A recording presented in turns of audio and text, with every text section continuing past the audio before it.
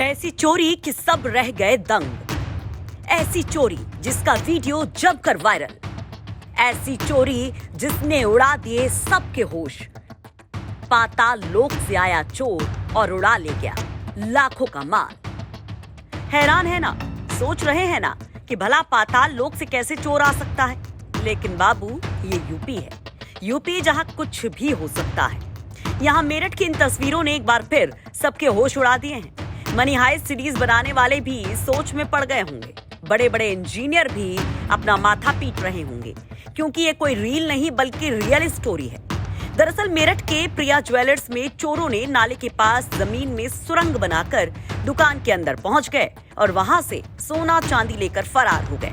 नाले के रास्ते नीचे से दुकान में घुसने के लिए सुरंग बनाते और दुकान में चोरी करते हुए आरोपियों की ये पूरी करतूत सीसीटीवी कैमरे में कैद हो गई है। चोरों ने दुकान में सोने चांदी की ज्वेलरी और मूर्ति पर हाथ साफ किया और बड़े आराम से वहां से निकल लिए। सुबह जब दुकान मालिक का बेटा दुकान खोलने आया तो ये सुरंग और माल की सफाई देख चकरा गया। सर, आज सुबह हम आए तो जो है हम आए तो ठीक ठाक था सब। दुकान खोली तो हमें यहाँ एक गड्ढा मिला, नाला वाला खुलवाया तो जो है कुंभल हुआ था रात सुबह 4 बजे के आसपास। और जो है सारा शोकेस में से सामान खाली था और बाहर ये ऊपर के जो शोकेस थे ये भी खाली मिले। वैसे चोरों ने अंदर घुसने के बाद 2 सीसीटीवी कैमरे तोड़ दिए थे और बड़े सेफ मोड में वो अपनी करतूत को अंजाम दे रहे थे।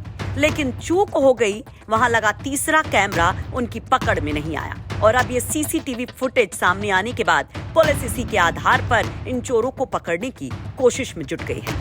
सर, एक नौचंदी में मामला सामने आया है। दुकान में घुसे हैं, नाले से सुरंग बना करके ज्वेलर्स की दुकान में। क्या पूरा मामला है, क्या अभी तक कार्रवाई हुई? ये नौचंदी थाना क्षेत्र का प्रकरण है। एक नाले के आड़ लेके नाले के अंदर घुसकर